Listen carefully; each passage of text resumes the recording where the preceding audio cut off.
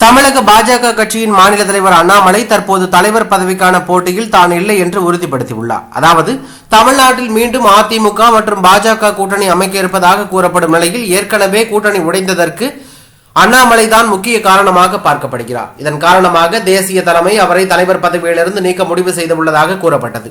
இதனை உறுதிப்படுத்தும் விதமாக இன்று செய்தியாளர்களை சந்தித்த அண்ணாமலை தான் தலைவர் பதவிக்கான ரேஸில் இல்லை என்று கூறியுள்ளார்.